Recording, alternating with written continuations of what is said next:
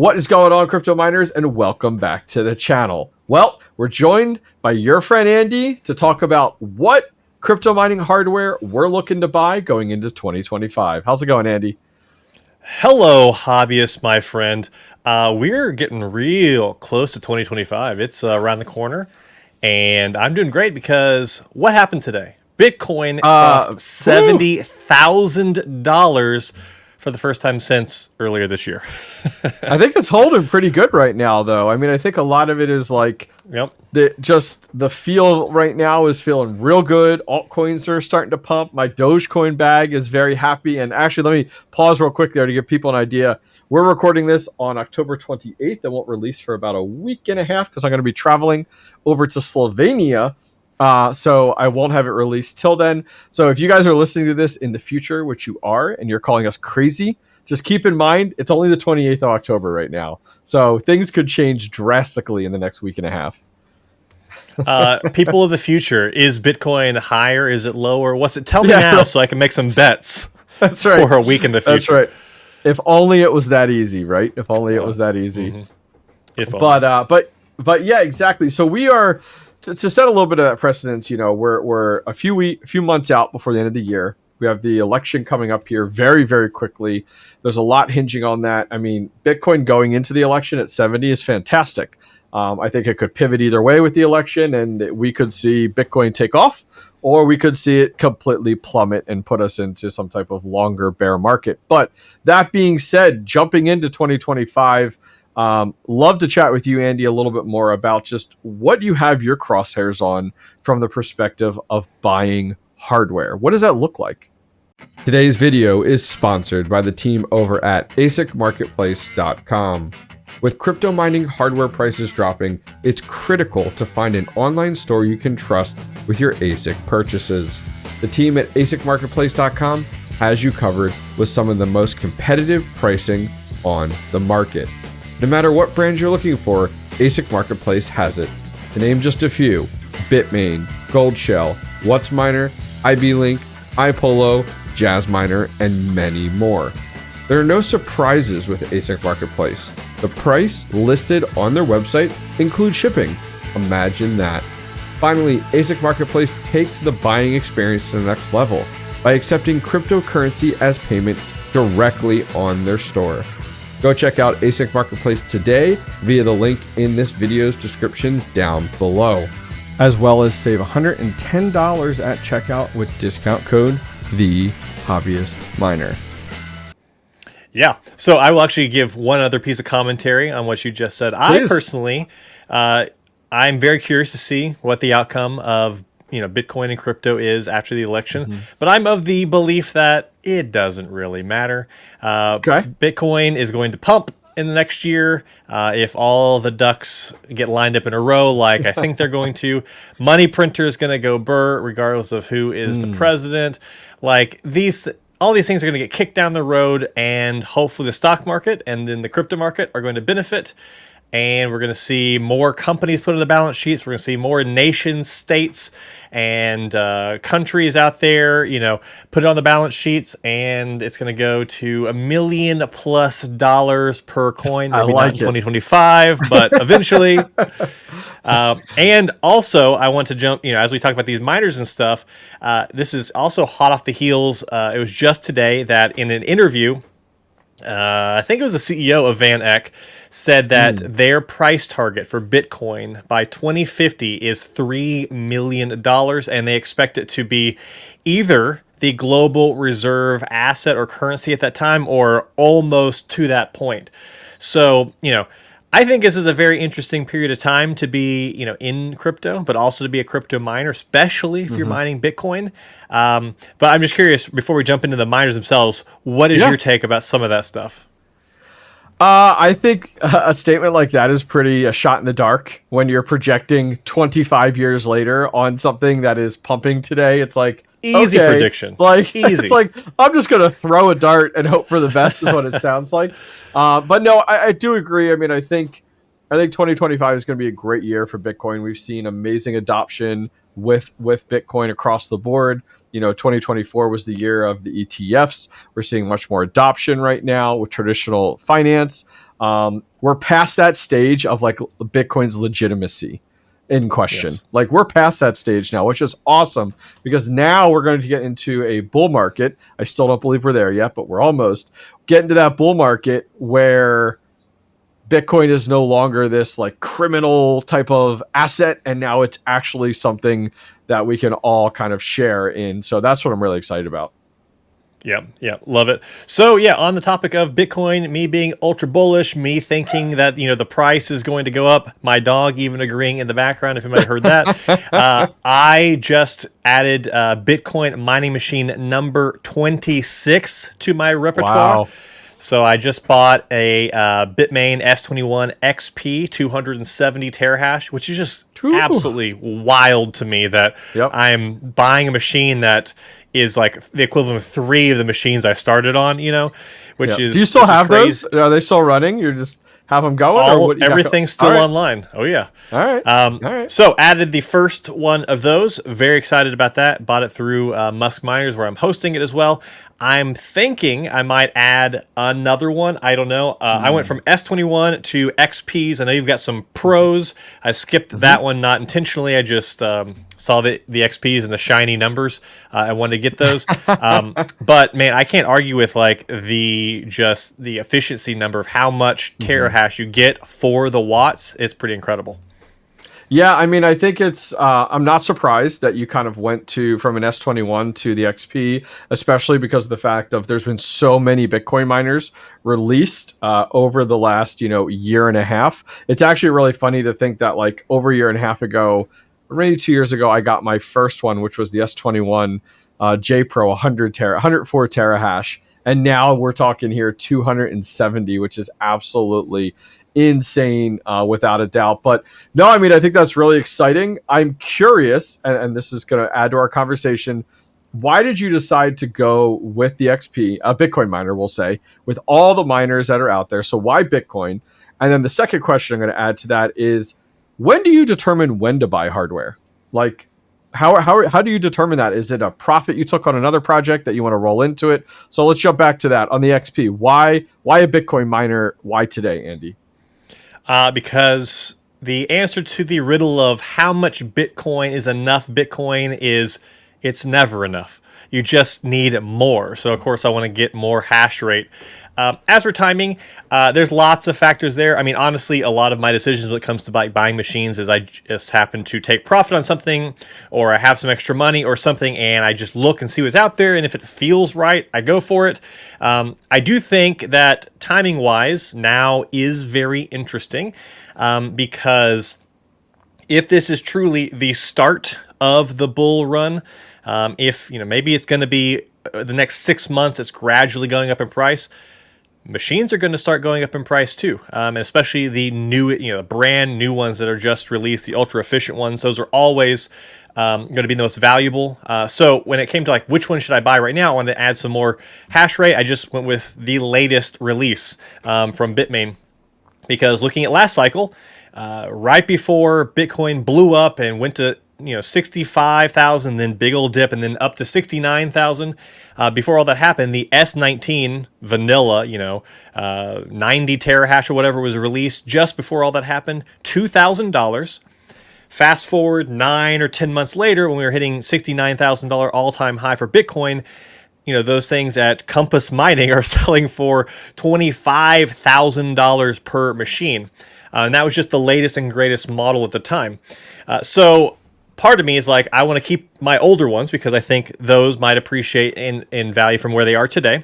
But also, I feel like there's a lot of value to have whatever the latest and most efficient one is for people who are, aping in, FOMOing in to, which one makes the most amount of money or whatever. I feel like it might be worth a fair amount more than it is today. But I know you put a lot of thought into this. I'm curious your takes on this one. So lay it on me.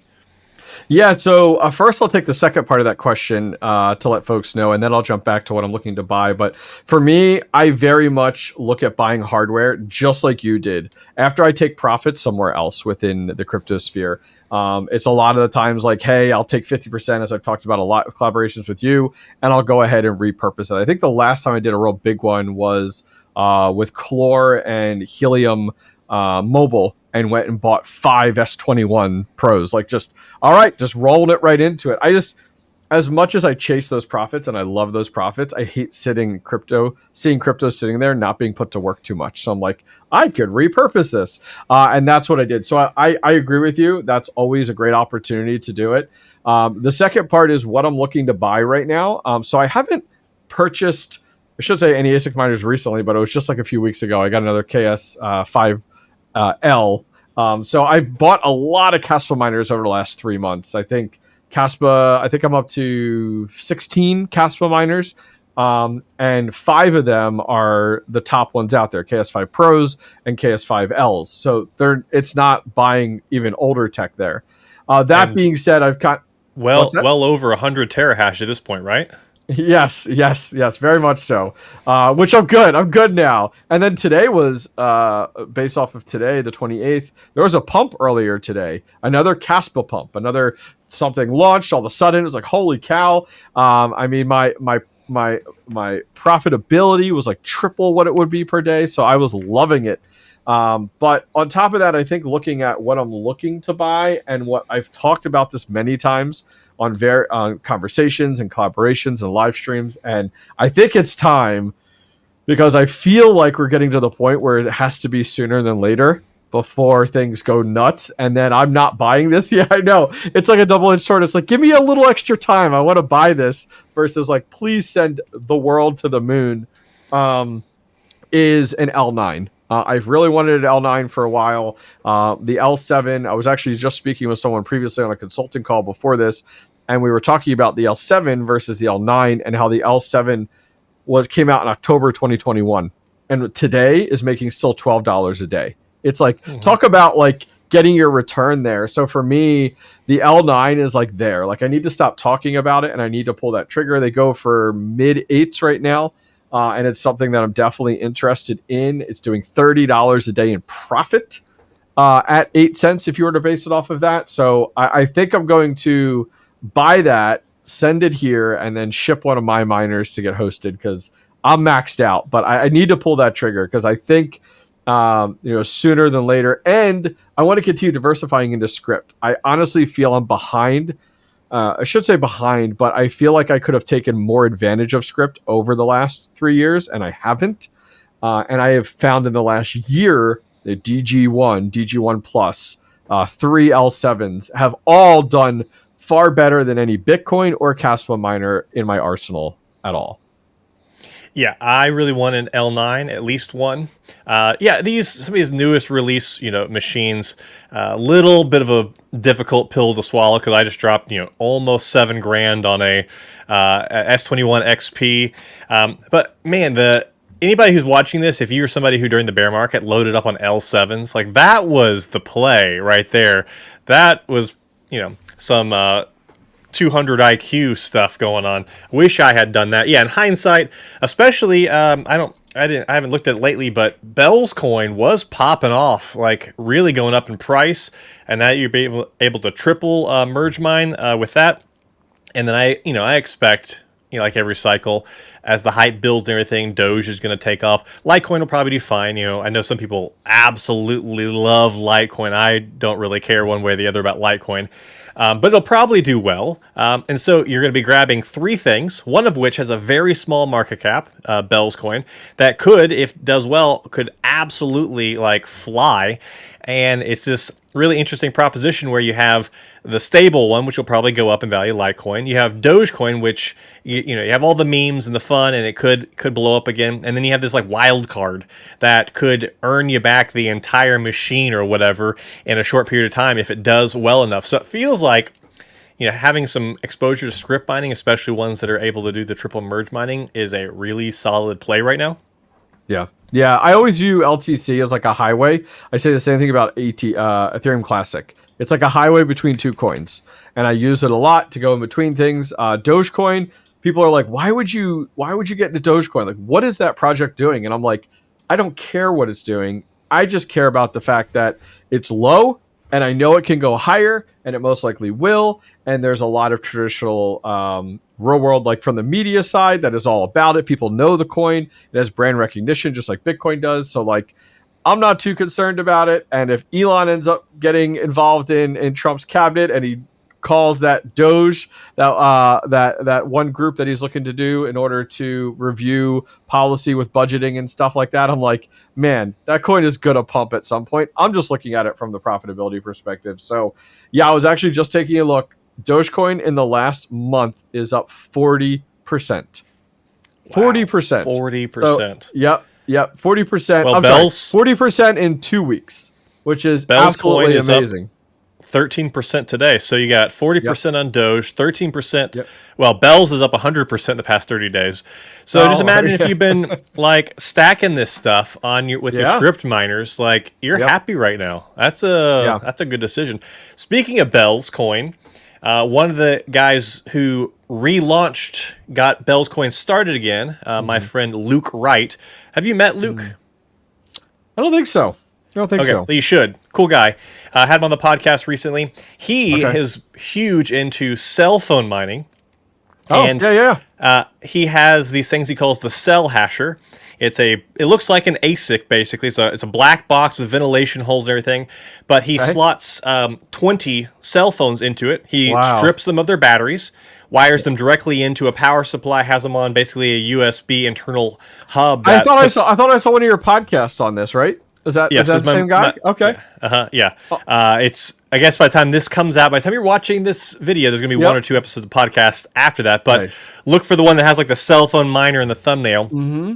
And so I have 2 of these now. I'm really excited about this. I think other people should consider these things because it's 20 cell phones, and cell phones are designed to be ultra powerful given how much wattage they use. They're really, really efficient CPUs. Yeah. And CPU mining gives you a lot of flexibility. You can do something standard like Ferris, or there's all kinds of spec plays. And as I recorded that podcast, he was mining something called 𝐲𝐲 coin, which at the time it just launched. It was doing $40 a day per phone box. And these phone boxes you said you have 2 of these? Is that what you said? Yeah, I have 2 of these now. Wow, and look at you. They're so rad, and they use 100 watts. So like home miner, super friendly. They're quiet.